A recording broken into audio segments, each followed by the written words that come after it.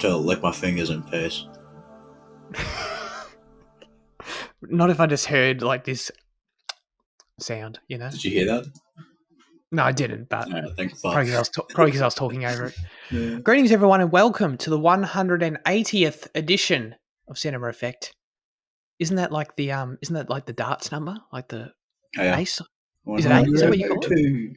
180. That's crazy. I'm Zach, and I'm joined by PWSA's number one fanboy, aka last week's host, Jaden. I've added validity to that statement this week because I bought the Resident Evil collection on DVD, so I can rewatch them. Man! So wait, is that 5 films? 9 films because it's his 6 live action ones and then plus like 3 animated ones.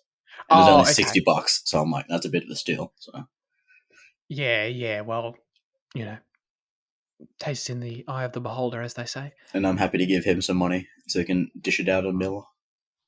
Sure, I guess. Have you seen Monster Hunter?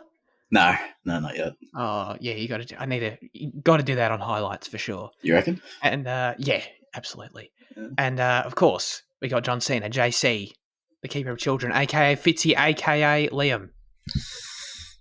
Hello, how are we? There was pain in that. Yeah, there was. Just waking up, you know. I tried to drain him out with my positivity, but it didn't work. Oh man! All right. The original trio is back. Ladies and gentlemen, this is Cinema Effect, the podcast where we review and talk about a different movie every single Monday. And this week, that movie is Total Recall, which opened in the US June 1st, 1990. It was directed by Paul Verhoeven. Verhoeven? Any help? Verhoeven? I don't know. Verhoeven? Okay. There's like an extra E in there than I would have thought for Ver. Oh, no, I guess if H-O-E is just Ho, Verhoeven. Yeah. Okay. Yeah. He's Dutch, Zach. You should know this. Dutch filmmaker. Yeah. I'm really shit at Dutch. I actually I think it depends on where you are in Holland. But I've learned in recent years that I feel like I've been mispronouncing my grandparents' name the whole time, which wasn't great. Because you know how, so grandpa and grandma is, in Dutch is opa and oma, O-M-A, O-P-A. Now, I say opa, but I say oma. So it's like, but I think, so I'm inconsistent. You know what I mean? Right. Dutch is supposed to be like the easiest language for English speakers. Because it's like the closest. But is it?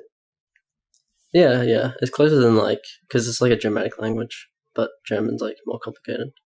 I knew it was close to German, but German's harder. Yeah. Well, it's more different than English than Dutch is. Gotcha. Okay. Well, that doesn't make me feel any better. Where am I up to? It's a sci-fi action movie, and the synopsis says, when a man goes in to have virtual vacation memories of the planet Mars implanted in his mind, an unexpected and harrowing series of events forces him to go to the planet for real. Or is he? That's a shit little thing to put at the end. Okay. Total Recall. Fitzy, you nominated this for the poll. You were victorious once again. We got a bit of a Liam streak going on here in the poll. I like that. Yeah, absolutely. So what did you think of Total Recall? I thought it was a very solid sci-fi action film. It was, it had very immersive set design, and the story was actually pretty surprising. Jane's making me self-conscious about this, but Arnie was great, Okay. Arnie who? Arnie, Governor of California, heavyweight. I think there's been a few of those. What's the last name on that? Arnie. Yeah. It's just Arnie, like Obama. Yeah. I don't think I know this guy. Yeah. Yeah. Well, he was great. This is I think this is like the best I've seen him in, probably, just because he has the most focused, the most screen time, and it uses his quips and his action, charisma to full potential, I felt. So yeah, I had a great time. I thought it was a great movie. Yeah. Okay, interesting. I definitely seeing something in Jaden's face right now. I didn't mind it. There was some strong moments. There was some gross stuff that I didn't want to look at. And for me, lots of perfectly okay action. And I guess it was like, I don't know, I guess it was fairly close to what I expected by the end, even though I was admittedly thrown off by the start. There was some really early things, like really early, like we're talking the first 10 minutes, where I was just really thrown off by what I was watching. I thought it was like pretty bad, but then it ended up like, it was all part of it, it was all part of the story. So that was okay. But yeah, I don't know, like the story sort of became mostly pretty standard to me overall as well. And I was hoping it would end up challenging me a bit more. Which then I read in the we'll get into it, but then I read into the trivia afterwards that like it's meant to challenge you, but I didn't get that from it at all. But anyway, it was decent overall for me. Jaden, what about you? Yeah, decent as well. I think. I always look forward to watching adaptations of Philip K. Dick's works, but I always leave disappointed because like they're never faithful adaptations. They always try and modernize it for the time they're being made in. The way that Minority Report is, or Blade Runner is, or whatever the fuck else is.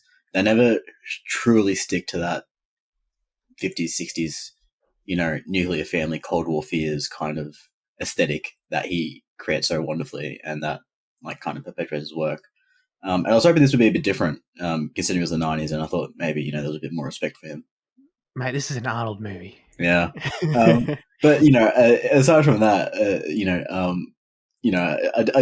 I didn't mind it. I guess it was kind of Fifth Element ish in the design of stuff, which I wasn't expecting. I thought it'd be a bit more polished, but I had fun with Arnold.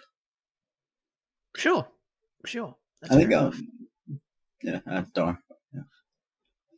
Were you going to talk about Arnold? Nah. You weren't going to make us say his surname again? I can say it if you want. You said Jaden. Schwarzenegger. What? Huh? Cut that out, Zach. We can't let that in there. I love that Spooky was in on that last week too. That was great. I should have just replaced it with the actual word and like major cut it and then like. Oh man, it's not what we did. It's too far. It's too far. Okay, well let's just talk about the big man while we're dancing around his actual name.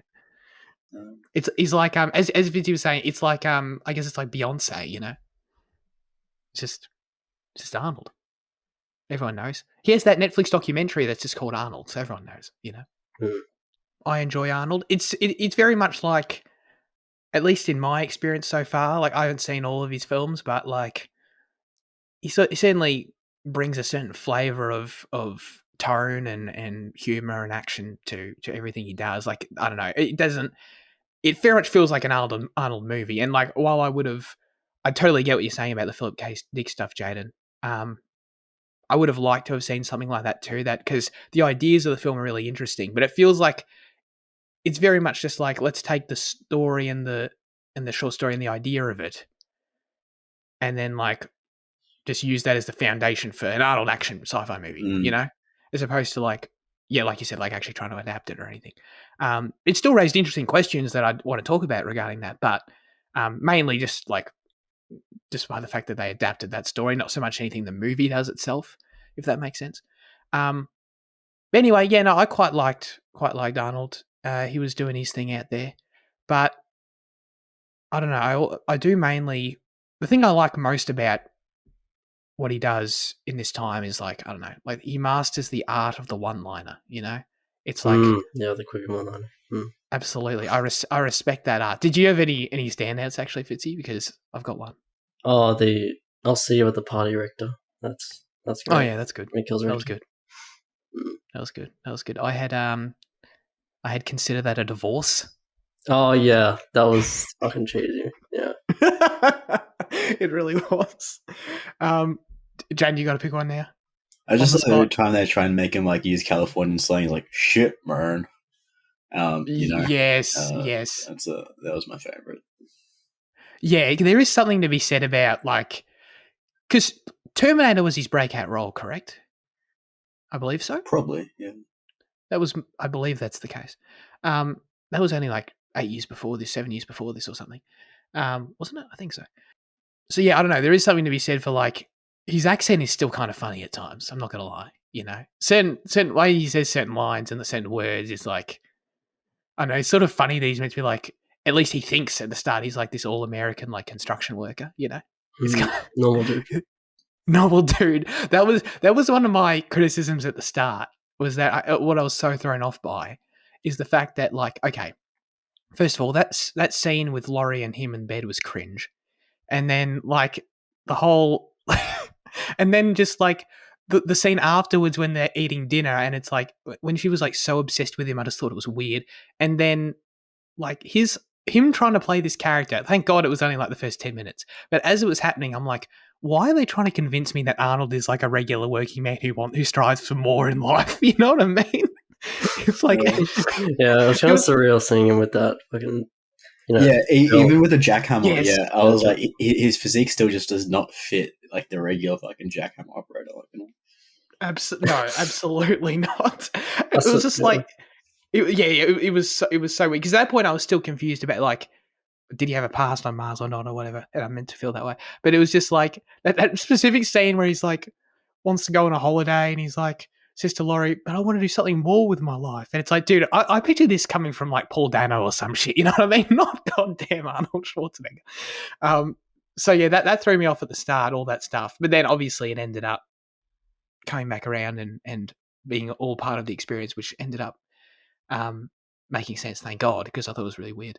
But yeah, anyway, my favorite Arnold moment in the movie, honestly, was probably like his best acting in the movie. I think was in the video recording when he's being Hauser. Oh yeah. When he's playing, you know, past him, basically. Mm. That was like in the rest of the movie, like he you know, he's Arnold, he's great, he does his thing. But like to me, that was really strong because it was like it was really obvious he was playing a different character, you know? And like he really chewed up that scenery, like playing like the evil past version of himself. And he like it was just so. And then the way they cut between that, and then when they cut to like a close up of like what's his name, Quaid, the Quaid version of him. Looking it's at like sorry.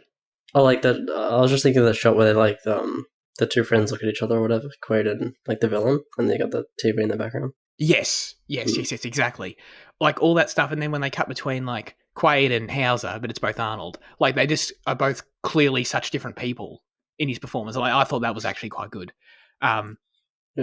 Showed off some acting chops there. So that was probably my favorite, like straight up acting I enjoyed of Arnold in the movie, to be honest. Well, like I thought the acting in general was like slightly. I felt like it was like just perfectly, slightly exaggerated. You know, it was exaggerated enough to be fun, but I don't think it was goofy like The Fifth Element kind of is. And I was actually going to bring up The Fifth Element because it is similar in its like design architecture. It's kind of like blocky and stuff, but also in the way like, you know, Bruce Willis is perfectly used in this. You know, Schwarzenegger is perfectly used. Here. I was going to say, dude. You actually made me lose my train of thought, Jaden. So. I won't do it again. Oh yeah. So yeah, like as a Arnie, as an Arnie film, I think it really works. You know? I didn't feel it was a shame that it wasn't like more intellectual or anything. Right. Yeah. It did remind me of The Fifth Element in some ways. Yeah, The Fifth Element's a very interesting comparison. I was actually going into it. I didn't know anything about the film, obviously, by how surprised I was by the start, other than, like, I think I saw, like, a screenshot, and I knew it was, like, a 90s sci-fi thing. So, like, I'm not going to lie, like, I was also going in thinking, oh, God, is this going to be another Fifth Element? Obviously coming in with a bit more of a negative outlook than Fitzy, probably. But, yes, I was making those comparisons the whole time as well. And I think by the end, yeah, the Fifth Element's tone is definitely more wacky, but I definitely prefer this over the Fifth Element personally. And I mainly see sort of in what Jaden brought up. I saw the similarities most in like the design of the film, mainly also in like the creatures and like the makeup and stuff. You know, like all the Martians and their weird faces. And like even like the what I don't know what it's called, but like the district that they sort of hang out in on Mars, like that whatever that district is there. That's sort of like a larger set sort of feeling area that reminded me of like something out of The Fifth Element, like in the train station or the airport or whatever that place was in The Fifth Element, you know. So I definitely saw things there. Who else we got? So who's the guy who plays Richter? He's like Michael Ironside, is that his name? Yeah. Yeah. That was good. That feels very familiar to me. Yeah. The name. He reminded me of like. Do you see Jack Nicholson in his face a little bit in this movie? Yeah, it could be. Yeah. I sort of, when I first saw him, I sort of thought, is this guy a knockoff Jack Nicholson? That's sort of what I thought. But yeah, he was. This dude did so much shit. Holy shit! Yeah. Oh, you can't even bother scrolling through it. He's in Top Gun. He's in Nobody. He's in Terminator Salvation, apparently. Really? Yeah.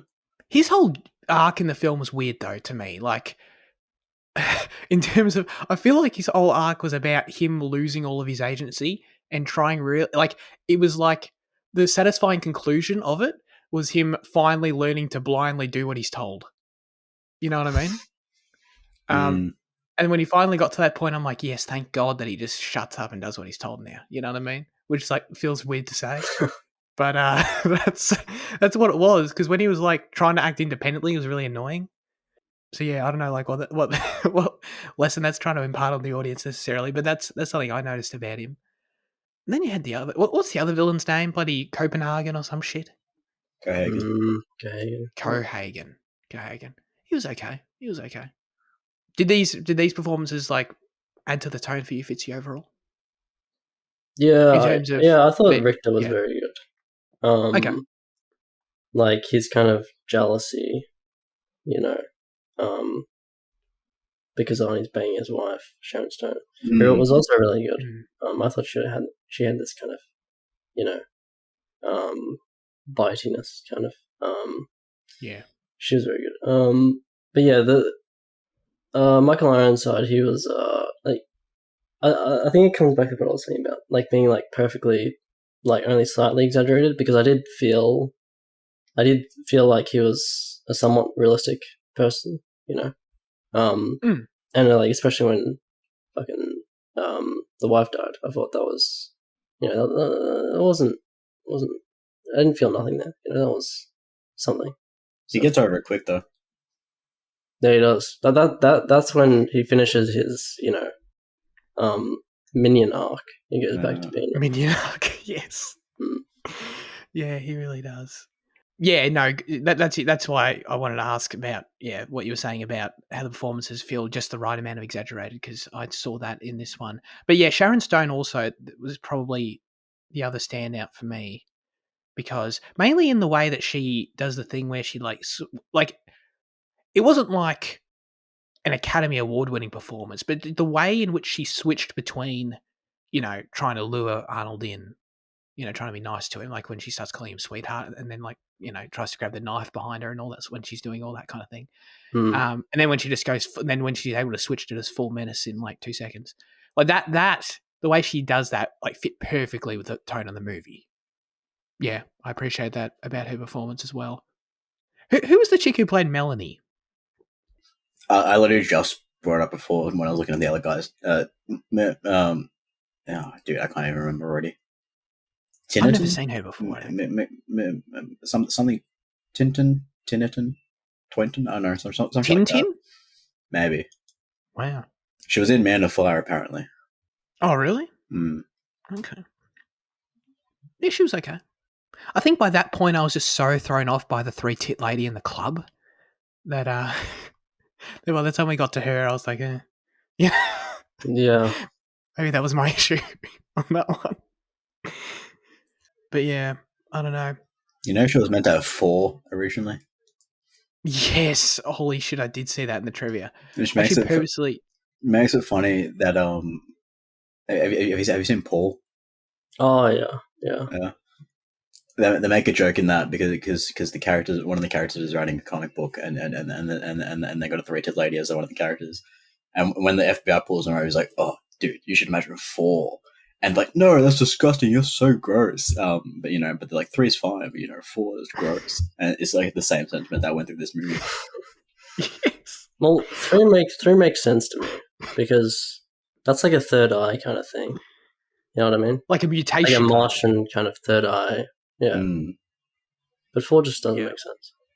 The trivia I didn't include specifically said that they didn't do 4 because it looked too much like a cow. Yeah. Does that mean they have like 2 and 2 or like what? Oh, they maybe. Yeah. Yeah, that would be really gross. Yeah. Like the whole, in terms of speaking about the design of it earlier, like all of this stuff, like I hate it. I really do. Like I hate all the makeup. I hate the way the mutants look. And look, I'm sorry. I know I'm meant to have empathy for them. I know I'm meant to like want to free Mars and shit. But like I kind of wish they all suffocated. You know what I mean? When Kuato comes out of the dude's stomach and he's just this revolting goblin thing, I'm like, Jesus Christ, shoot that thing in the head. And thank God they did, So that was just my take on how gross the design looked.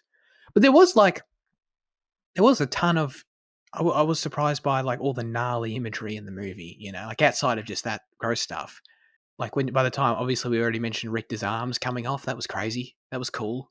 Oh, yeah. And also they're not afraid to do stuff that like fully embraces their R rating, which I was surprised by. I don't know, sort of the film going into it, I wouldn't have been surprised. Like Fifth Element was just PG, right? I think it was M, maybe. Oh, okay. But it was like, it was a kid-friendly movie, wasn't it? To my recollection. Yeah, I was just surprised how this one felt similar in some respects and then wasn't afraid to just go straight up like, no, this is an adult movie, because they drop the F-bomb a lot in this movie, Yeah, and I think the violence was pretty prevalent, using that guy as a body, as a shield, as a body shield, and him being like shut up a bunch of times. That felt like straight out of RoboCop. Well, he directed RoboCop, then. Yeah. Same director. But how can you not love the designs, Zach? It's charming, it's schlocky, it's perfect. It's just so. I understand what you're saying, but hang on. Like, do you like Kuato, for example? All right, Kuato's a little gross, but it's still charming in its gross. Who does he remind me of? What is there a character that's similar to that? Oh, actually, don't worry. I think I know where it is from. It might be a spoiler. Yeah. Oh, okay. All right. Yeah, it reminded me of some disgusting things I've seen before. It reminded me of a Doctor Who thing. It felt like something from Doctor Who. It kind of looks like the Absorbaloff. From the Love and Monsters episode. Oh, yeah. That green monster that like sucks people's faces in. Yeah. Like his face, the faces are on the body. With the video diary. Yeah. It kind of reminded me of like gross, like I don't even know what you call him, like fetus Voldemort in Deathly Hallows Part 2. A little bit. You stitched him onto Harry. Yeah. Okay. No, I appreciate. Thank you for admitting his gross, Fitzy. I do understand thinking it's charming. I do. But I think this is a fundamental difference between probably us, at least. The same applies to the Fifth Element, because I still love the designs and the schlocky makeup of the Fifth Element as well. I don't know. I just think it's cool. I don't know. Sure. Well, one aspect of it I did like. I still thought it was really gross, and I actually had to turn away. But I actually thought it was effective in how it was used. Was in like when bloody they all like at the end they roll out onto Mars and they're like suffocating and shit, and like what they do with their eyes and stuff and their faces. Like that was hard to watch. Personally, like not that it was like hyper realistic, but I just thought it was like terrifying. So at least for me in that moment, like the aspect that was difficult for me to watch it, like was like help the movie in that it was meant to be a moment of tension and all that. So yeah, at least in that sense, it sort of worked to accomplish something in my experience watching it. Yeah, I don't know. Do you think that's cool as well? I presume you would. Yeah, that was very cool. Okay. When it happened first, I was really shocked. Like when he had the dream and that he fell down, and that was cool. And how did he even recover from that? Like they seemed to recover, but their eyes were like out of their heads, basically. 100% they were right out of their heads, and then they like just slowly, as air, they just slowly come back in. And they're okay. Yeah. Don't know if that's right, but I am sort of glad they survived. Not glad that the Martian survived, though. Not glad about that. Well, we can talk about the action, I guess, a little bit further.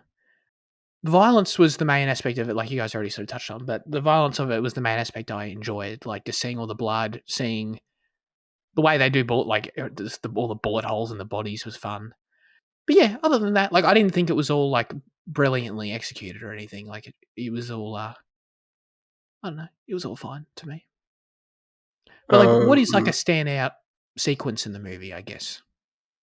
I mean, the escalator scene is definitely a standout action scene. Yeah, I think that first chase is probably like my favorite one. Oh yeah, and when he's like the X-ray machine kind of bit where he's like got the gun on the X-ray and he jumps through. That was cool. But like the action never. It's a short movie, and I feel like the action never overstays its welcome. You know, the action scenes are pretty quick. For what they are. That's true.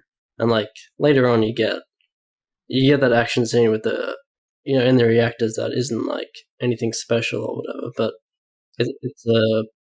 it's just a good kind of break in the drama. And like it's well executed enough, but yeah, as I said, it's just it never feels like a drag. Yeah, I never really loved any of it though, to be honest. Like even when they come crashing through the walls and shit, like the two times it does happen, and then start shooting everyone up and shit. Or like at the end when Benny's in the fucking power drill thing, and then trying to get out of it. And like the shootout at the bar as well. Like I didn't really care for any of it. Like I think the subway chase was fun and cool. And I think some of the combat on Earth was nice. And I think that fight between Sharon Stone and the other one was well choreographed. Oh, you like that one? But I think a lot of the gun violence, apart from apart from the subway scene, was pretty average, poor even. Not poor, but like just very, very, very, very, very nothing. Yeah. No, I agree with both of you. I agree with Fizzy's point about the pacing, but yeah, I'm with Jane overall on some of the scenes. I had some trivia about that scene you brought up between the two female characters. When filming the fight scene between Laurie and Melina, did I say Melanie earlier? I think I did. Probably. Director Paul Hovan asked second unit director Vic Armstrong to not choreograph the fight as a cat fight, but more like a martial arts fight to give the feel of two warriors fighting each other and not simply two women. Verhoeven, but it is actually sort of noteworthy. I think Verhoeven remarks in the DVD commentary that this is probably the first time in a feature film where we see two women fighting each other normally as opposed to a cat fight. I mean, I literally yelled out "cat fight" to my mum. So that's funny. I thought, dude, when they started, I thought here comes the movie's cat fight. So we were on the same page there. It ended up being very, very comfy-ish, very well done. Yeah, I didn't think it was that good, to be honest. You know, it was on par with the rest of the movie, I guess. It was just hard to see what was happening. Yeah. There was that one good shot I liked when I think Sharon Stone I think it was the actor that plays Melina did that stunt where she like sort of did a flip over, and that was all, and you could see her do it like actually, and I'm like, oh, that was cool. Then the rest of it sort of just got lost in the edit, I sort of thought, but it did stand out as being unique to the film though, because the rest of it is a lot of gunfights. Yeah. Well, in terms of the philosophy of the film, a little bit. The questions that the film poses about memory and brain shit I thought were quite interesting. Right at the start, this idea of buying a memory of a vacation you never had was whack. I can't believe I've never really considered this, actually. That's one of the main things I enjoyed about the film, was just this being raised. Because I was like, what the fuck? And the fact that, Recall's whole thing, like the company, the way they phrase in there, I think it was in their advertisements. Oh no, it was when the doctor was pitching Arnold in the room, when he said, he used the phrase, when you travel with Recall. So like in their minds, like this is like a vacation option, like a genuine one. It's not even like, they don't even really acknowledge it as sort of this weird substitute for a vacation. It's like in this world, this is a vacation, which is whack. But I don't know, it raised a lot of interesting questions. I guess I just want to ask, put it to the room. Would you guys buy a memory of a vacation you never had? Depends on the price, to be honest. Really? Okay. Yeah. Like 900 credits, that's pretty steep. But, Yeah. but 400 credits to be someone that you're not, I mean, like, bit of a steal. What about adjusted for inflation, Jaden? 2088 or whenever this movie is. Oh yeah, shit. How many credits is that now? Who knows? But like, okay, in all seriousness though, like, would you be up for it if it was like a cheap option? Yeah, if it's cheap. Okay, all right. Would you go to Mars or like who wants to do that? You'd go to like go to Danny Wing. Go to Bendigo. Oh, that's hilarious. Yeah, that's fair. I mean, I feel like anywhere on Earth would like almost be a waste in a sense because, like, I understand a lot of people can't afford to. Like, I understand it's like it's a big deal to go travel overseas. I fully appreciate that, but at the same time, like the fact that you physically can do it means that, like, I feel like if the option's on the table for you to at some point do it in your life for real, that you should sort of keep that option on the table. You know what I mean? You know, at least to a point. You know who else tackles this subject? Cyberpunk Edge Runners. I don't know if it's in the game, but the whole the whole thing of Edge Runners is like, you know, like they do like get like death chips or like they get like memories from like the dead people and then like they jack it into themselves and like they experience their death or they can just like experience like, you know, other shit like that. Oh. Mm. Yeah, where are you at with this, Fitzy? I was gonna say like it's kind of the opposite of like Eternal Sunshine of the Spotless Mind, where it's like it's a brain procedure. But in Eternal Sunshine, they're like erasing memories, you know. But it's also kind of Minority Report-ish, you know. But that they have this like potential memories. So. Do you have any trivia about that, Zach? I do, Jaden.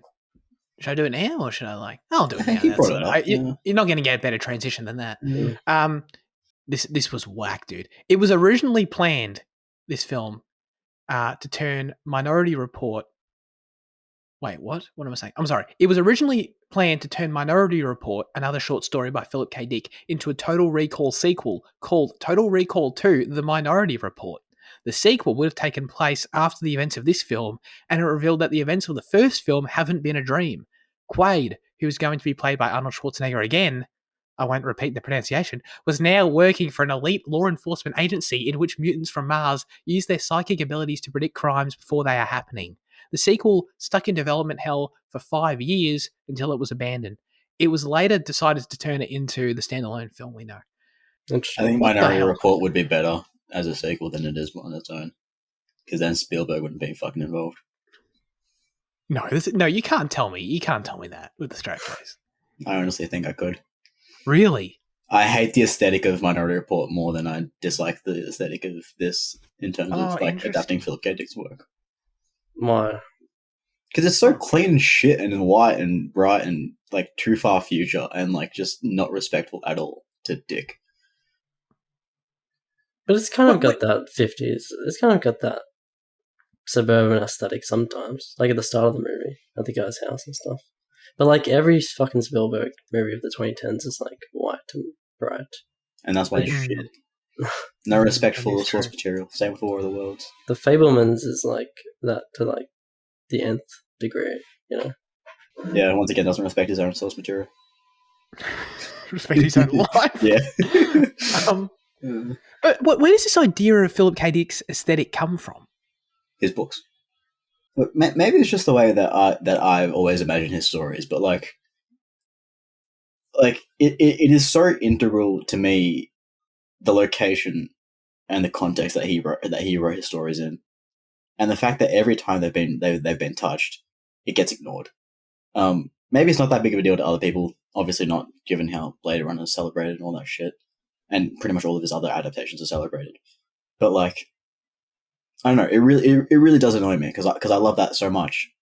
Like as part of his stories, and like it can be done. Like sci-fi in suburbia with atomic ideals can be done. It's done in like Invasion of the Body Snatchers and shit like that. It just seems like no one's interested in doing it for his stories, which I don't like. I'm yet to watch Electric Dreams though, so I hope But when I watched that, which is the series from Amazon that adapted his stories, maybe that's more, Wait, you know what movie you should watch? Indiana Jones and the Kingdom of the Crystal Skull. Great minds. That's Great what you're minds. looking for. Oh yeah, true. That start. Yeah. But anyway, so sorry, with the whole vacation memory thing, like, is your brain not aware that you never went? Well, that's what they sell you on. They say if like you'll never know that it wasn't real. Right. No, oh, okay. I thought that was more like pitching it of like how vivid it is. But like, Right. I think it could be vivid and you still understand it's not real. But I guess, that also, like, what's the appeal of it wears off, like, is much lessened if you think it's not real, or if you understand it's not real, at least on some level. But then I guess if you're unaware of it not real, then the whole like alternate personality one wouldn't make sense, because then you obviously know that you're not. True. Yeah. But then you're not convinced that, like, you actually, like, do people actually walk around in this world convinced that they were a spy for like 2 weeks on this vacation in Mars, and then they went back to their dead ass job as an accountant or some shit? You know what I mean? That's what I was thinking, because like, if this was a dream, then he'd go back to his wife who he killed in the on the holiday, as a spy. Oh yeah. That'd be weird. Imagine that conversation. Fizzy, did you answer the question? What would you do this? Is this something you would ever consider in any circumstance? Any caveats? Yeah, I'd like to go to Mars, or the premium, Saturn tour, whatever it is. But you wouldn't be going. See the disc, huh? Yeah. You would be there. No, it's as good as going. That is the question, because I just think about like how much. Imagine like me finding out years of my life. Well, this is in specific relation to like the twist with Arnold, with like where he learns that his whole marriage was bullshit, like learning that years of your life, a long relationship with someone wasn't real. Like how that would just mess with me to the nth degree, Obviously that's like an extreme end of it. And then like a 2-week vacation is like a more minor version of it. But either way, like altering reality in that way for me, like, is just such a mind fuck that I just could never consider it. Imagine if imagine if someone told me that like my relationship with you guys like never existed, and like we've never met until today. You know what I mean? It's like, what the fuck? That's unbelievable. At that point, like, I don't know, like what do we live for? Basically, like I can't like for real. Like, so like if I introduce something that creates that level of doubt into my psyche, then I just can't. So it's just a holiday, Zach, isn't it? It's all good. I was literally about to say, like, well, you guys just want to go to Mars, like, whatever. I'm taking this. Yeah, shit why are you too trying to add seriously. philosophy to it, man? I don't know. I think it's crazy, personally. But anyway, I'm actually kind of surprised you guys were into it, to be honest. But that's fair enough. You are right. It could just be fun, I guess.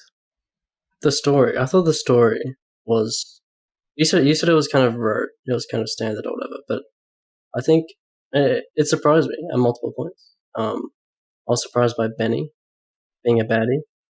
Yeah. I was surprised. Oh, the kind of not a twist, but the fact that Michael Ironside was like Sharon's like husband. Oh yeah. And then the doubt that was introduced later, whether or not it was a dream, I kind of believe that a bit. What else? Oh, the big twist, that Arnold's former self was like working with the villain and all that, and that they kind of engineered this plan for him to get closer to, the baby creature. Yeah. So there was like enough shit there that like kept me invested throughout. And I thought it was like pretty decent story. Yeah, I agree. That final twist you talked about with Quaid, that like he was like, what's his Hauser.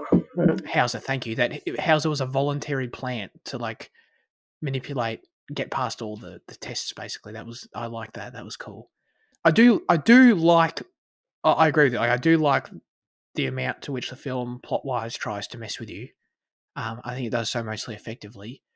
My favorite scene in the movie actually was that scene where the doctor guy comes into his hotel room and tries to convince him that he's like a recall psychologist.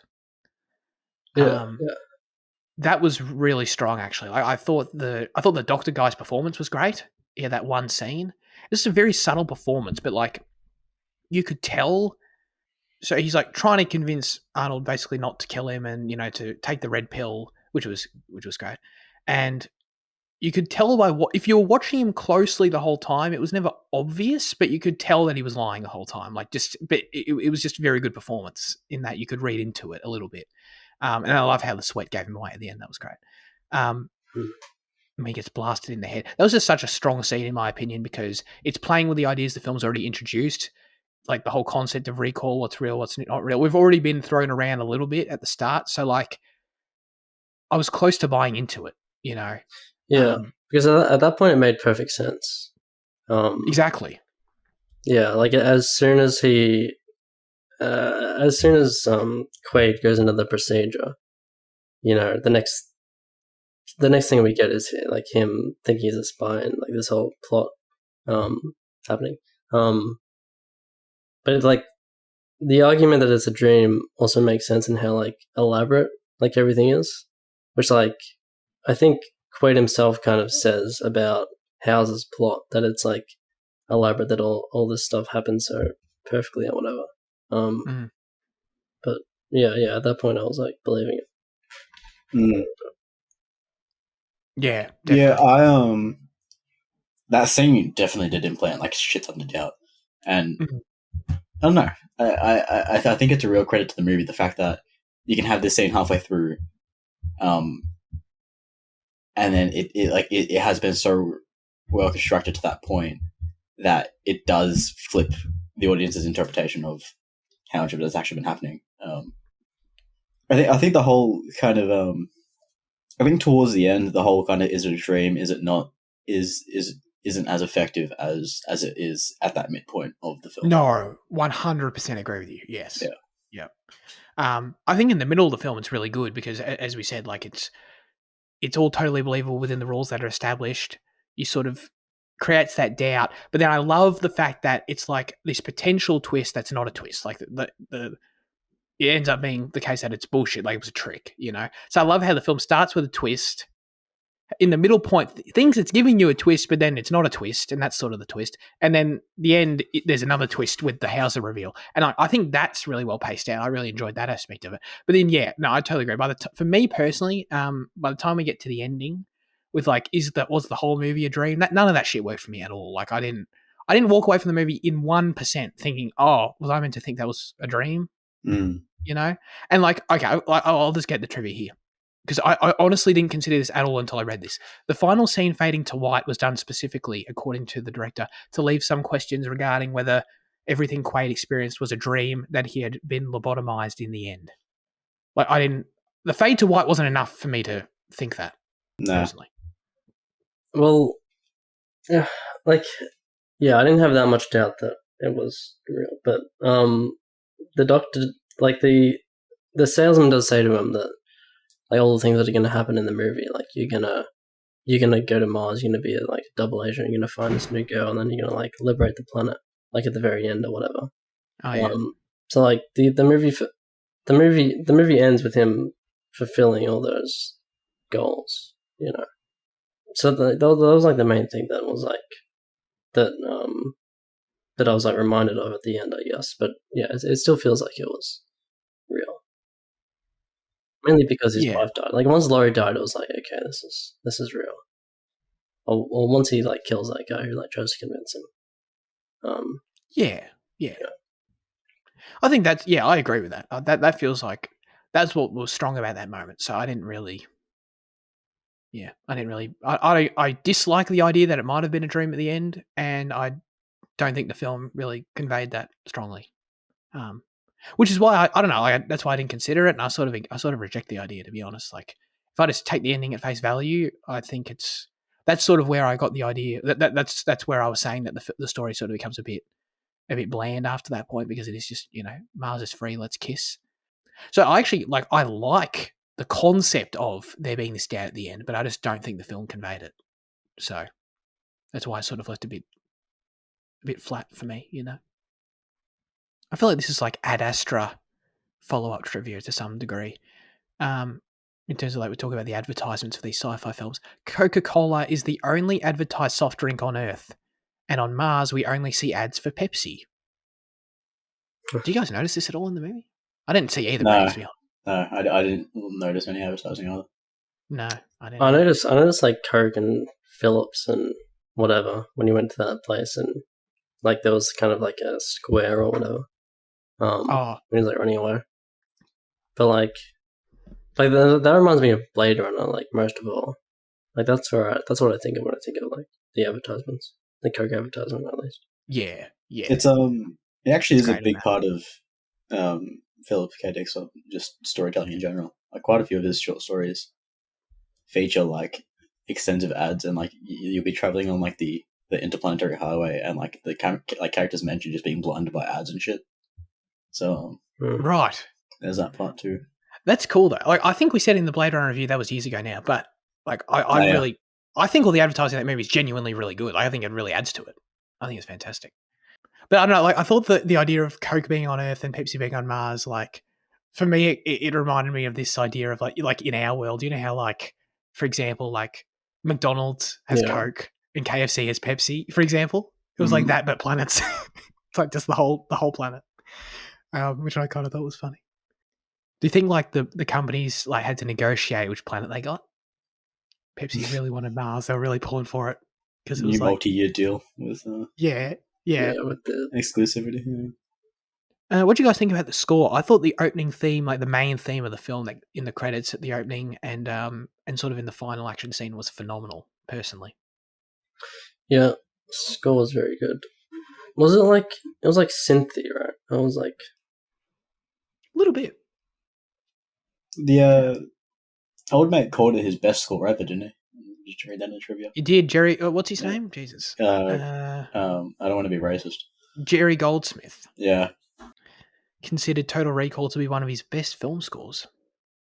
I've heard that name before, so he obviously must have been a legendary composer. I don't know off the top of my head what other films he's done, but dude, that opening thing theme is phenomenal. Like it starts with that duh, duh, duh, duh, duh, and it's like so basic, and then it builds and it builds, and then it has the synth comes in. Yeah, I love it. What a long fucking credit though. Like, and it's just like the same constant pan up. You know, it's like a boring Star Wars scroll. Sure, I guess. This guy did Alien, which I did not know. Oh, wow. So I disagree that that's his best score, but it's still a great score. It's hard to argue with that. Yeah. Dude, that scene where Quaid's woman disguise, like when he was that lady, you know, he was trying to get into Mars and the face started breaking down. That shit was crazy.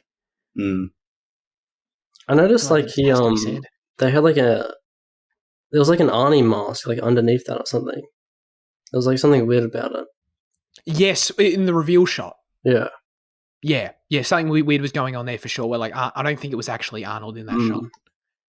Yeah, 100%. Something was going on there. In theme with these episodes, get ready for a Zach question. Like we know for a fact that there's no alien ruins or like signs on Mars, right? I just wanted to, you know, like the idea that there could be ruins beneath the surface we don't know about. There's is that possible? There's lots of evidence of water on Mars. Like once upon a time. And what that means is that there was a possibility of life, but no. But they could find like, aren't they like looking for like microbial life or whatever? Yes. You know? They look for like little bacteria or whatever, and they call it life, which I guess it is life. You know? Although if it is to believe, if the 2007 documentary, what's it called, Transformers, is to be believed, one of the first Mars rovers did in fact encounter a transformer on Mars. I don't know. That's up to you. How much stake you want to be put into this fact or fiction? You know. That's true. I know Cybertron's a real place, right? That's confirmed. Yeah, it's just light years away, so you can't see it. Yeah. Right, exactly.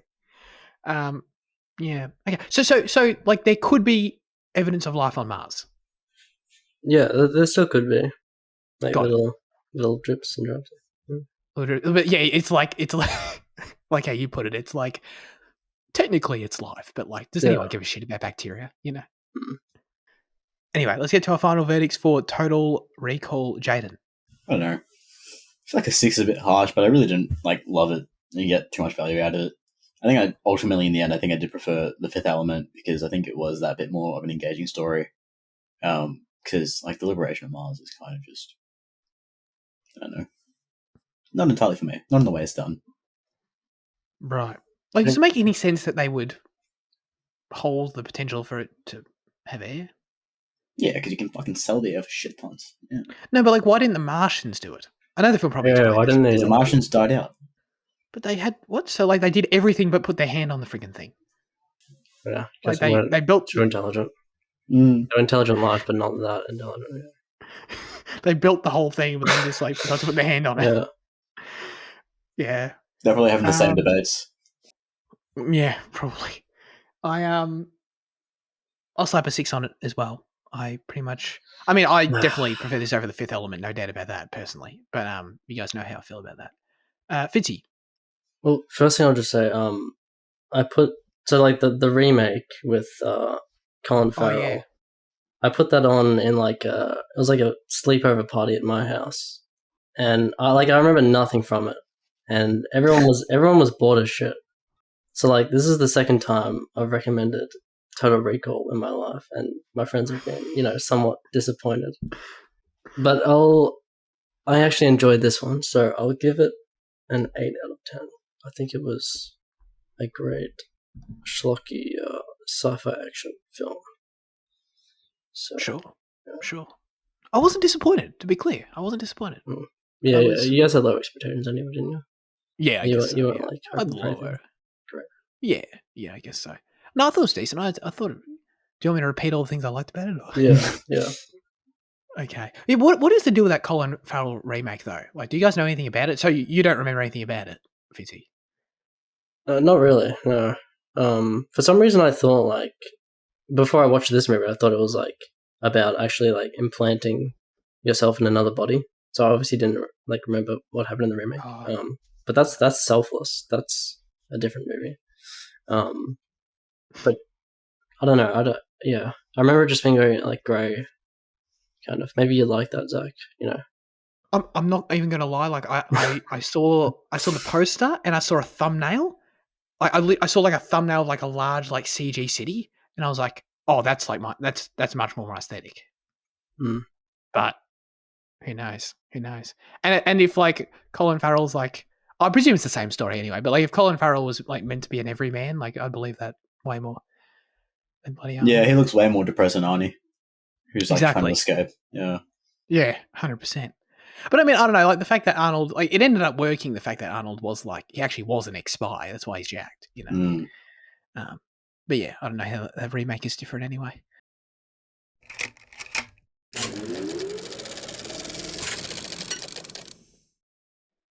Okay, let's get into news chat. We've actually got some shit to talk about. Holy God. The strikes are over. The news floods in. Jaden, there was a Avatar: The Last Airbender live-action Netflix series trailer. Mm. I'm very curious what you think about it. I gave up on this show like probably like, I don't know, a year into development. Oh, really? Like when it was first announced, I was like, yeah, cool, great, I love it. But now I really just could not give two shits about it at all. To the point where I'm like, I don't even think I'll watch it. Like, just genuinely. Oh, what happened? Why is that? Because for me, it just disappeared after it was announced, and then I just don't need to watch it. I don't know. I made a decision a while ago that like I'm just no longer gonna like stick with things and like watch things that don't interest me or are shit.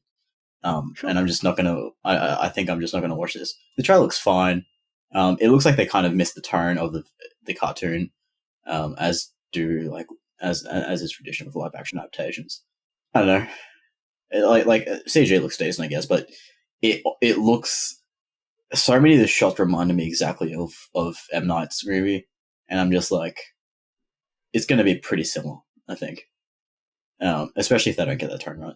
I don't know. Like, you can say all you want, oh, but the cast looks great. Cast meant shit.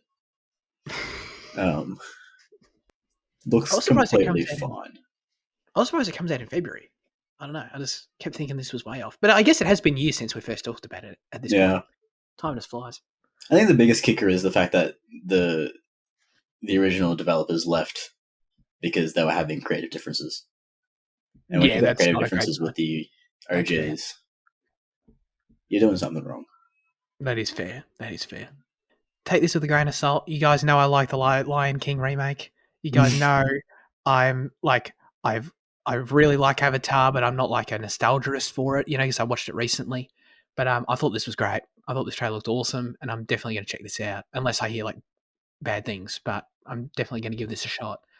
To me, like live action remakes, this is what I want out of them. Like I don't want them to just recapture the cartoon exactly, because we got the cartoon. The cartoon's there. It's great, Like if this can bring a different sort of slightly different vibe to the story that still captures like the core of it, then that's great. And like for me, what M. Night did with the story and with the property visually was phenomenal. Like I thought this trailer looked great with all the CG and the way they were capturing the locations. I totally agree with you that it looks like M. Night's stuff and his world.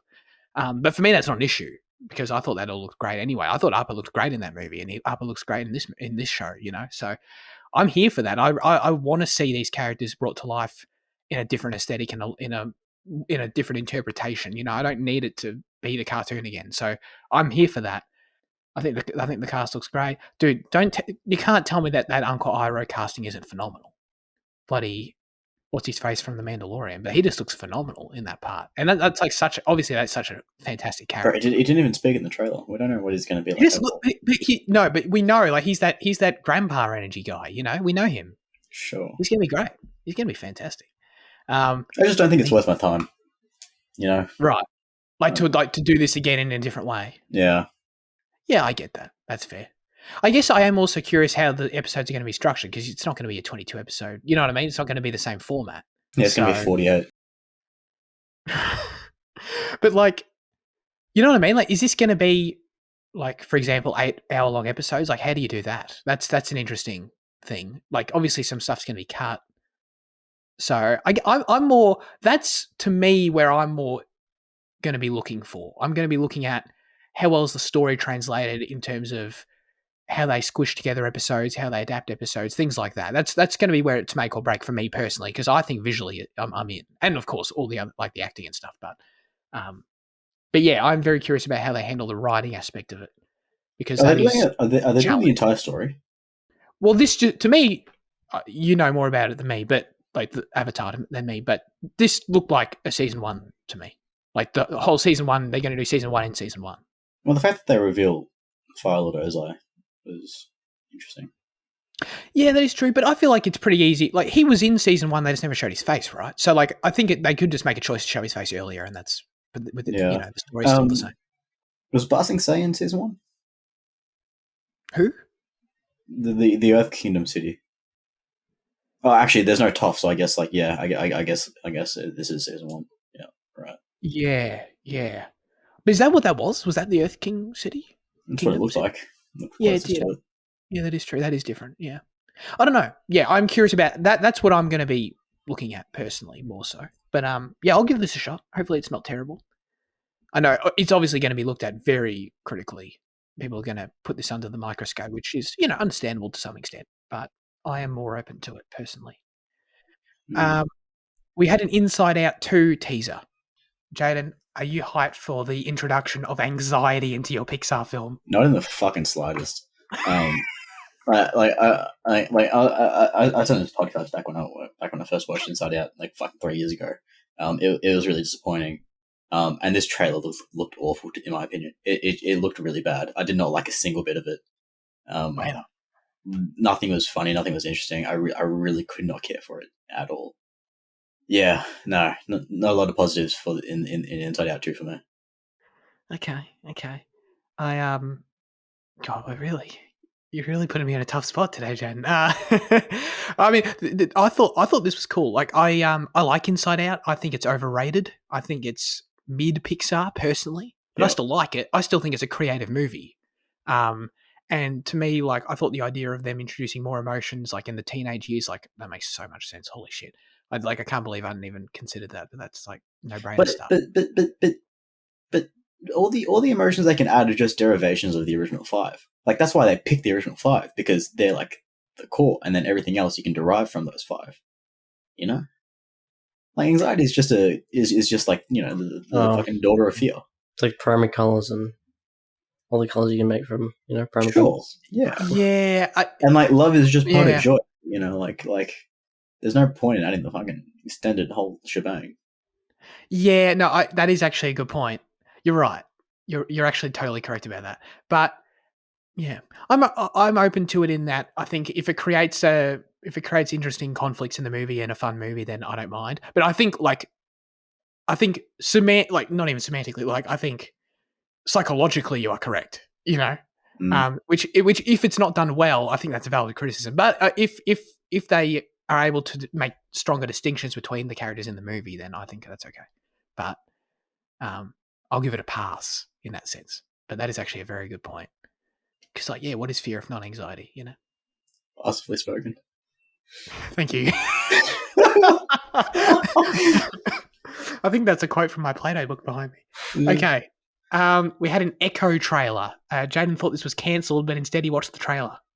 Yeah, I only watched it because I was really surprised when it came up as an ad. I was like, I genuinely thought that this thing was like cancelled ages ago when like they decided like the whole restructuring. Because Echo is a character that no one gives a shit about in the slightest. No, absolutely not. No offense. People are going to call us racist for that, dude. But we just reviewed Killers of the Flower Moon last week, so whatever. Is she Native American? That's like her. That was like her defining characteristic in my recollection. Was it? Yeah.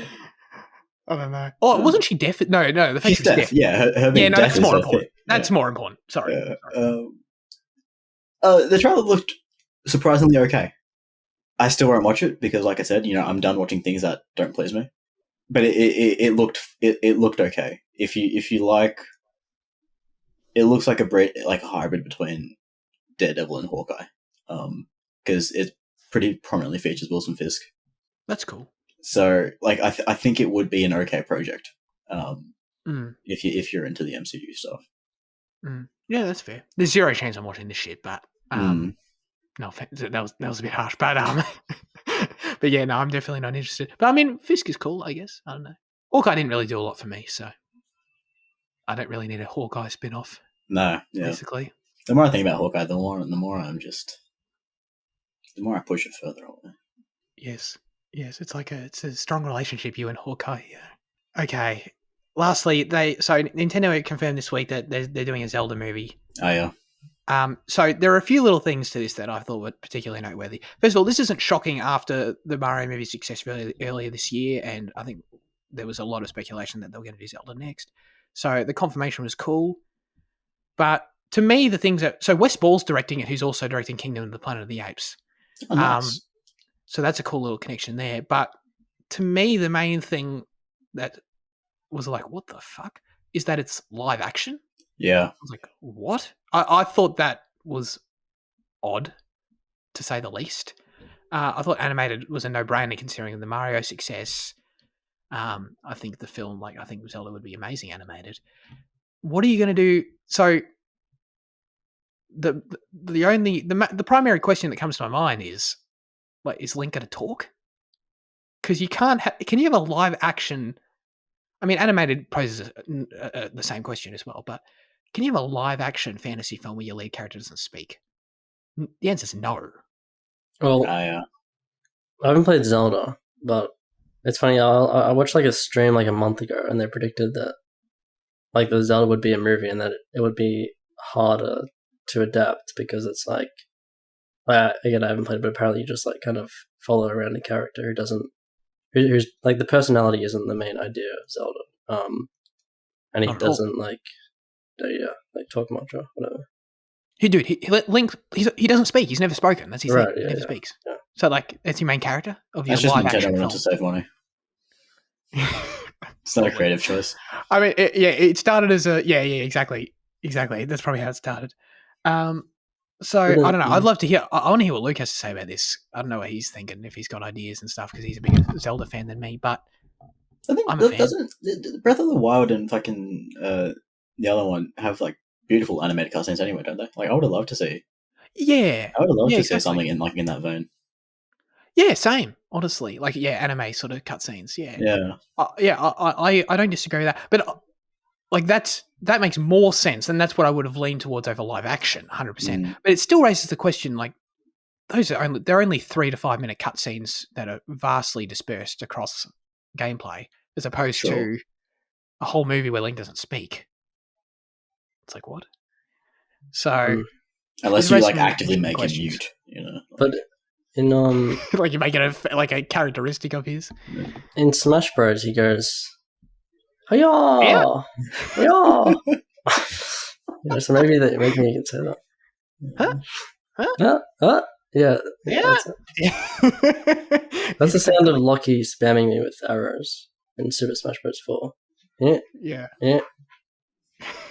So is like Chris Pratt coming to reprise his role as as Link, or like what's going on? He should play Mario in this movie. Oh, okay. Right. Like it's live action. It's terrible. Oh my god, that's so bad.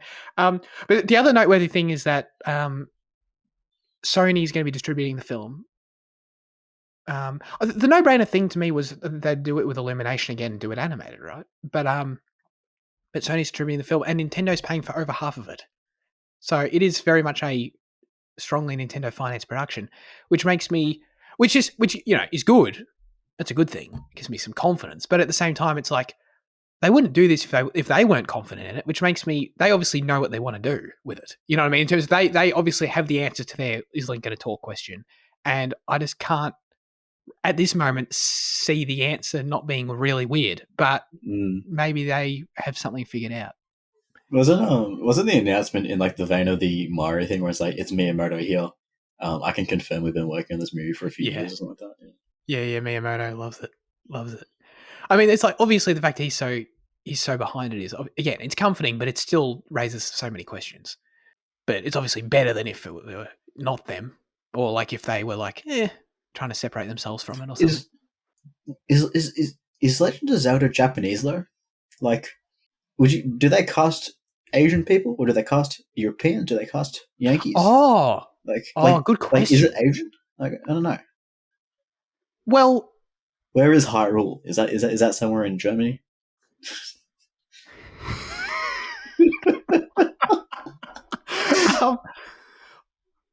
I don't. That's actually an interesting question.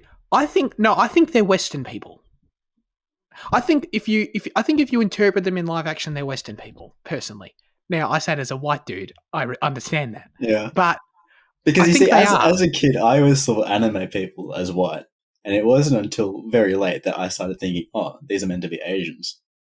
So like, I'm like, if I have that same thing with anime, I'm like, I imagine it'd be similar to, I don't know. Well, and not to bring up stuff that people aren't gonna like me saying, but like.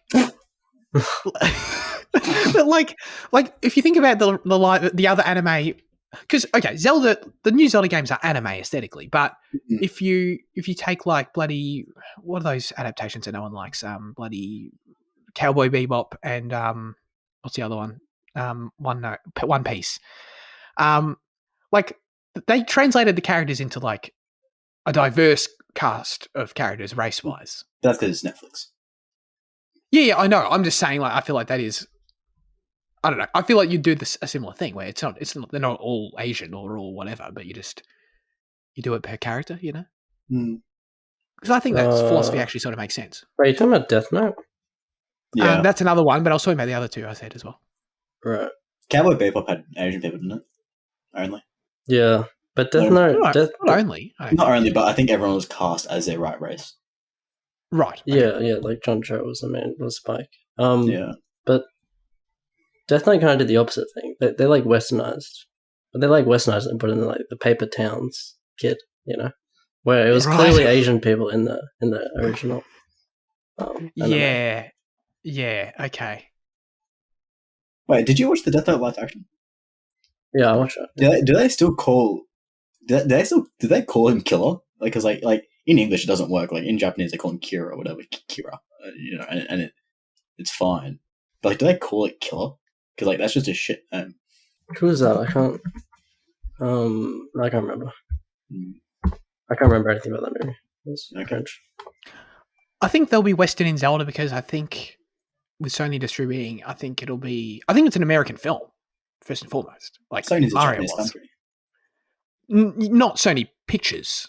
All right. They're an American branch. But yes, you are right about Sony. But that's actually kind of complicated. But yes, I don't know.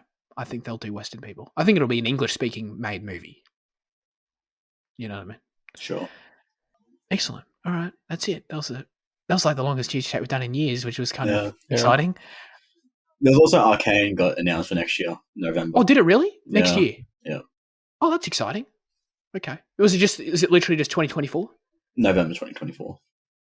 Oh, okay. That's kind of okay. That's a long way away. But yeah, that's exciting.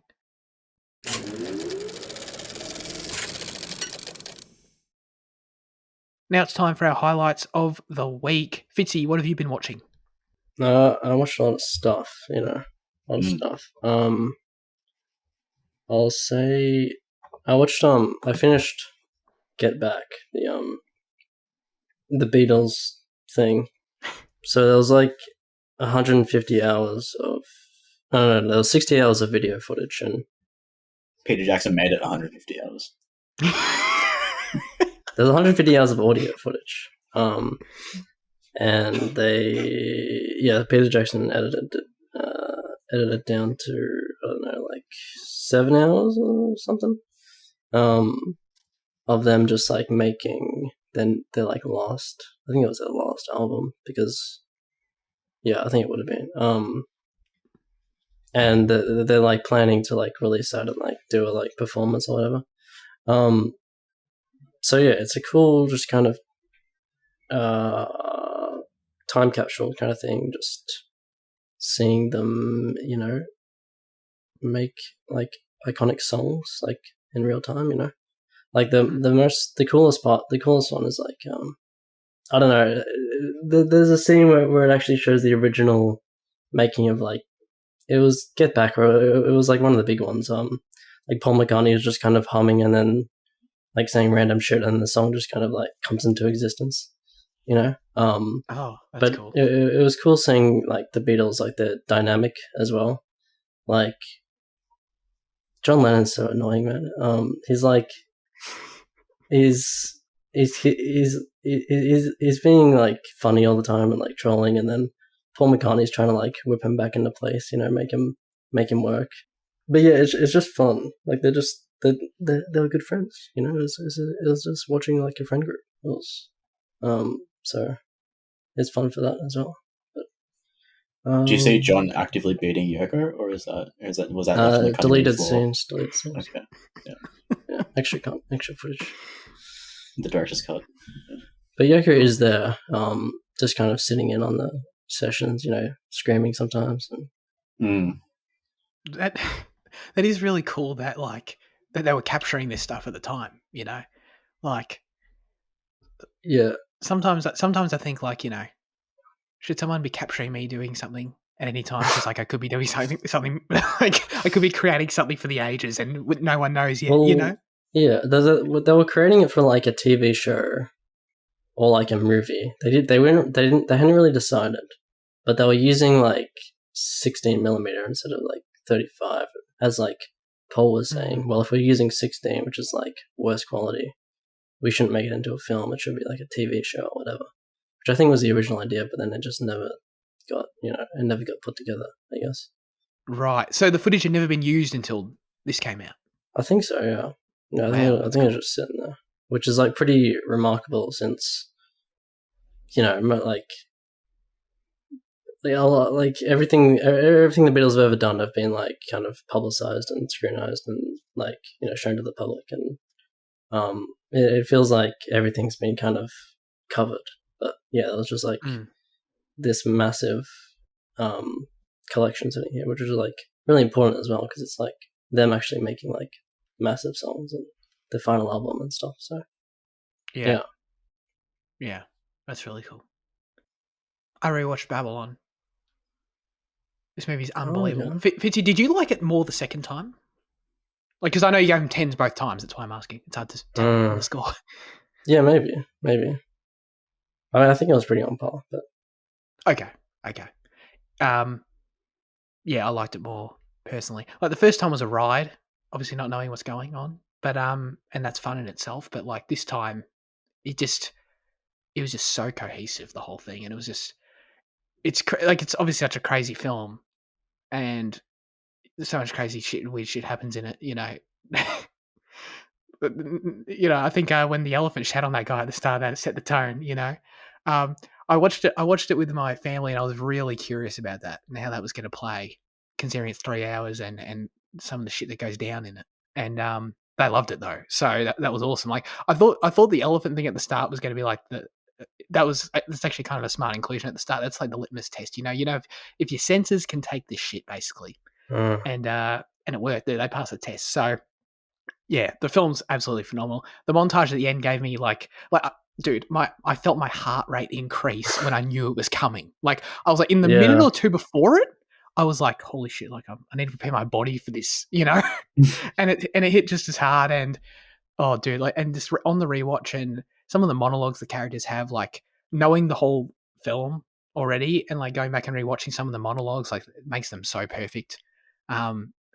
Yeah, I don't think I understood the film to some extent before, but I didn't. It just cemented how thematically cohesive the whole thing is, and how it was like some sort of like spiritual experience or some shit watching it. You know what I mean?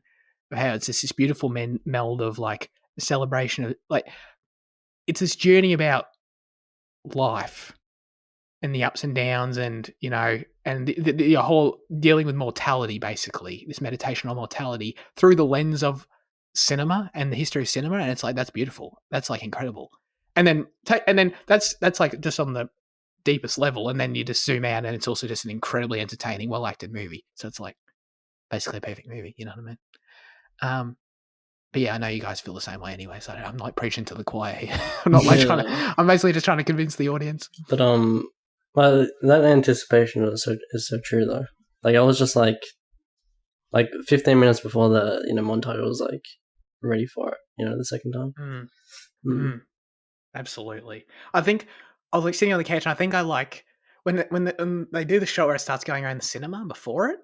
I was like, I started like adjusting my seat because I needed to get like in a different position. I was like, I can't sit like this when the montage is playing, because it's gonna like take over my body. Yeah, no, that was wild. Jaden, what have you been watching? I actually watched quite a lot this week as well. I think I'll talk about Hull House LLC, the Carmichael Manor. Hull House LLC is a found footage horror series. Started in 2015 with the first movie, and it is fantastic. It is one of my favorite found footage horror films. Genuinely terrifying. The first time I watched it like 3 times in like within a month. Terrifying, great characters, great story. Just an interesting scares, and just the characters are setting up a haunted house, so you know where the scares are going to be kind of postured around, and it's just an incredibly fun experience that succeeded like no one could really expect. So then they made 2 and 3, which felt kind of cash grabby, but there was enough lore in them that it was acceptable. And this week I found out that a director's cut was released with the first one, so I watched that as well, and it was good. It expanded on lore in the first one, which was kind of important, but it also was a bit off in pacing, so it's up and down. But then last night I found out that they made a new one, and I was like, fuck yeah. And this one's called Carmichael Manor, so it leaves the Aberdeen Hotel, which is the location for the first 3, but is linked to it through movie stuff. And it is brilliant. I watched this between 1 and 3 a.m. last night, and I was so scared. It is really the film is so successful at every time at building tension leading up to scares, and not even there's no jump scares in the movie, not really. Sometimes the character will walk around the corner, but it's built up to the character walking around the corner to see something. But the scares are so well built in this film and in most of the series, to be honest. Like I haven't seen in other found footage films, really, because other found footage films are either shit or just different in how they approach it.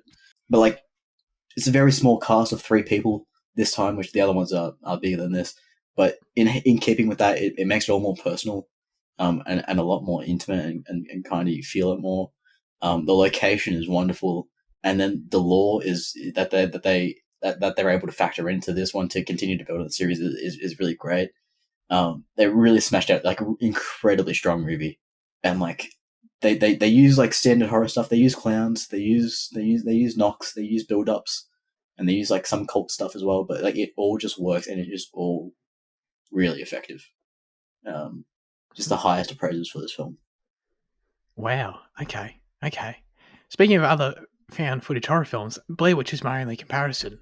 The Blair Witch Project. How does what? It does have a Blair Witch segment where they do like they're trying to start walking away from the house, and they're walking through the woods, and there's creepy shit happening and stuff. But then they come back to the house. Right. Like, what makes? Help me understand the genre. Like, what is something that? What makes this film strong and that less so for you? Well, Blair Witch is arsehole because the characters are arsehole. Okay. Just the worst, most annoying group of people ever put to screen. Something like Wreck is incredibly effective because of the narrative. I don't want to really describe Wreck because I think everyone should go into it blind. But it's this news reporter going to do an interview at a fire station, then she goes away with them on like one of the calls, and it just unfolds brilliantly, and it is so engrossing in the story, and that really makes it. That one's in Spanish though, so beware, Zach. Jokes. My other great found footage horror film, which I know a lot of people would disagree on, is As Above, So Below, and that is great for many reasons. It's great for its religious iconography, its story, its characters, its setting, because it's set in Paris catacombs. It is so perfectly paced. That one probably is my favorite found footage horror film. I just hate Blair Witch because of how fucking annoying it is. But yeah, so like in terms of like what makes a good one, many things can contribute to making it good. Like VHS is a found footage anthology series, and some of those are good, some of them are shit house, and once again, like those reasons vary. Camera work does have to do with it to an extent where you can't have it overly shaky all the time. You need some shakiness to convey a realness in the panic. But that's again somewhere else where Blair Witch fails because it is just awful to look at. He can't get over it, man. He's never going to get over it. I want to remind you that you were a little bit more positive in the podcast. Yeah. He's reverted back to his original. Gone way back down. Yeah, exactly. Well, like, in comparison to other found footage projects that we get, it is nothing. Gotcha. Okay. No, that makes sense. I need to spread my wings and then I'll go back and realise. Maybe. Mm-hmm. But then I'll have to go back and watch that scene where you can see up the chick's nostril. Yeah. Oh, man.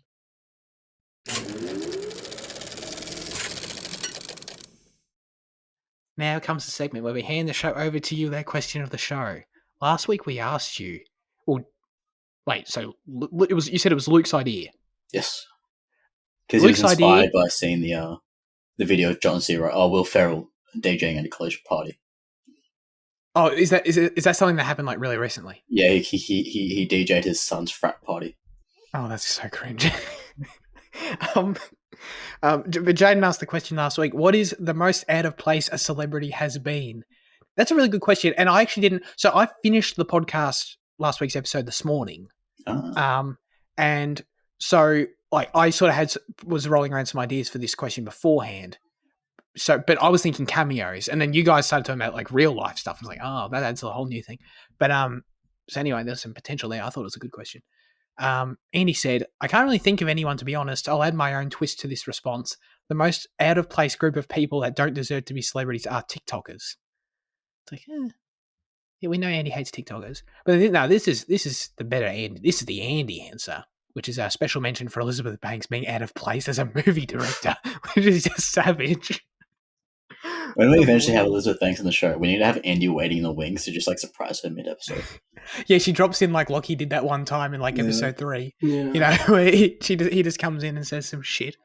Yeah. Oh god, but she's like I'm sure she's a lovely person. We don't need to do that to her. Yeah. Dr. Luke comes in and says, my answer is Will Ferrell and John C. Reilly rapping Boats and Hoes on stage with Snoop Dogg.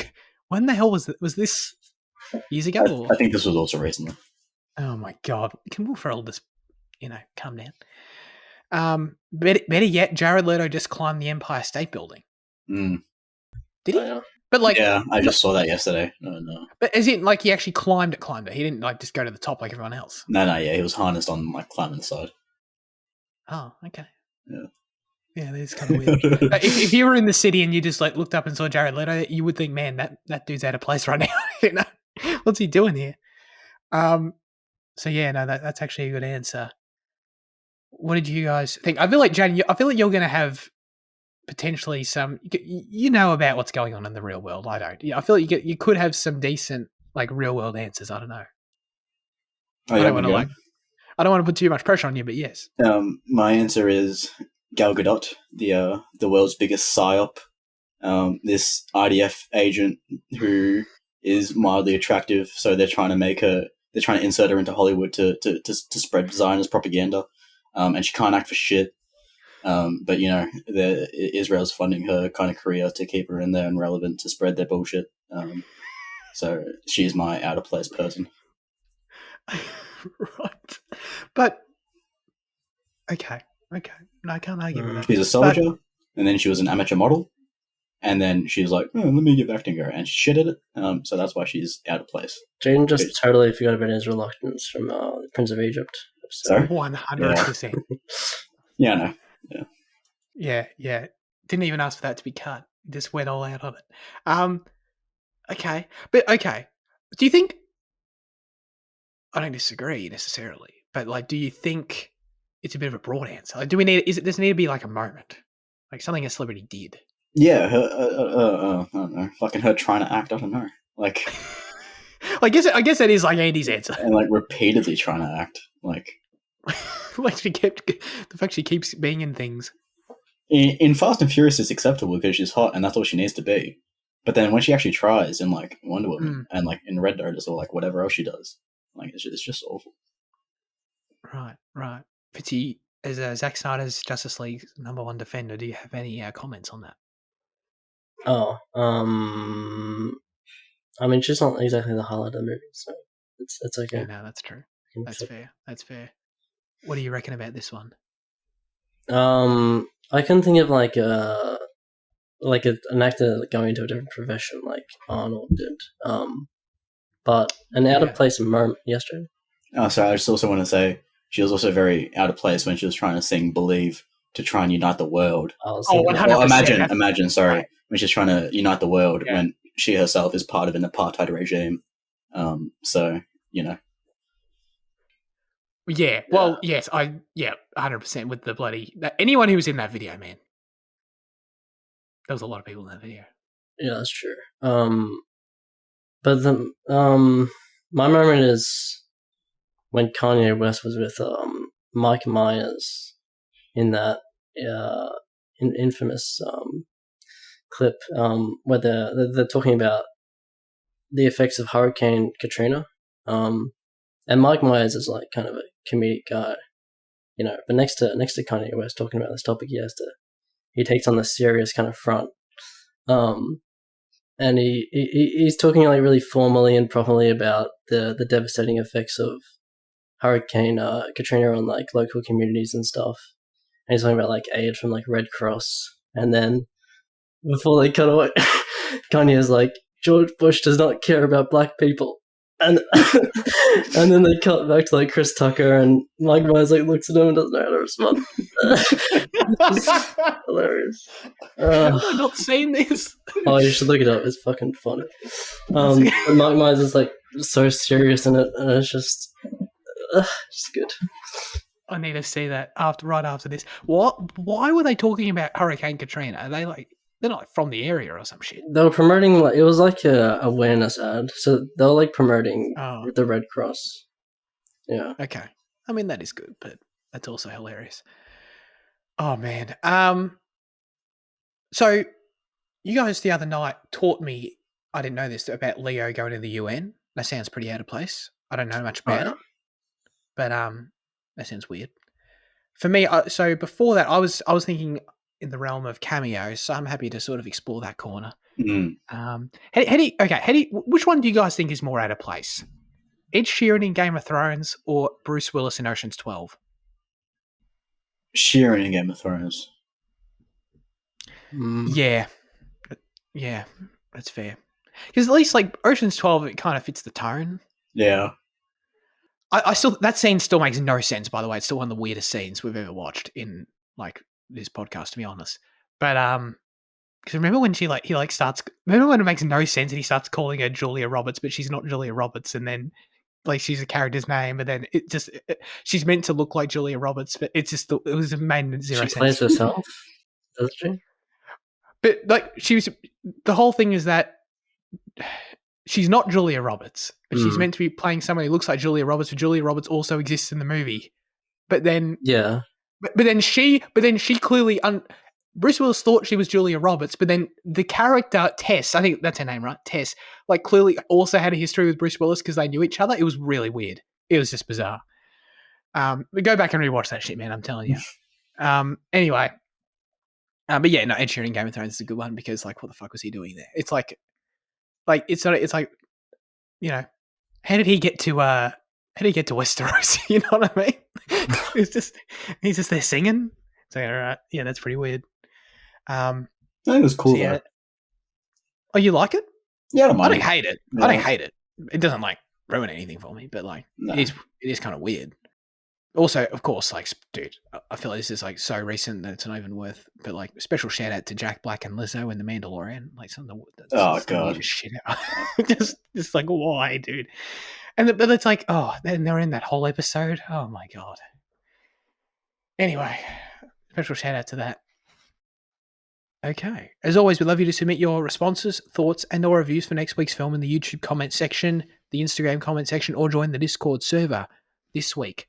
The specific question we'll be asking you is, who is the best serial killer in fiction? No Dormers, no Zodiac, no Ted Bundy. Fiction is key here. Good point. Yeah, no, actually, that's actually very valid. Yep, 100%. Let us know. Does Chopper from Star Wars Rebels count, Jaden? If his kill count is to be believed. Yes. Okay. That's it for this week's episode of Cinema Effect. Thanks everyone for tuning in. Fitzy, what are we doing next week? We're doing an exciting new David Fincher film, The Killer, which is a Michael Fassbender film where he plays an assassin who has been betrayed by his former employees or something. Employers. So he is hunting people down and having fun, and we're gonna watch it on Netflix and talk about it. It just released yesterday, I believe, Friday. Yeah, it did. Is Fincher the first director that we've been able to do both his movies coming out on the show? I was just thinking that. Yeah. Because we did Mank this time 3 years ago. 3 years ago. That's crazy. Because we missed out on Tenet in terms of Nolan. Yeah. Denis only released one. Yep. Scorsese, we didn't get Irishman because that was a year before us. Ridley, we talked about The Last Duel, and House of Gucci, I think Fitzy talked about, but we haven't reviewed them. Yeah. Yeah, I think you're right. What a milestone. When you're right, exciting for Fincher. Yeah, exactly. God. In terms of vastness of filmography, we're closest to actually like fully completing up there with him. Yeah, really. So that's exciting. We still got to do Benjamin Button soon as well, but that's for another time. Anyway, appreciate Liam and Jaden for joining me as always. Appreciate everyone listening. Have a great rest of your week and goodbye.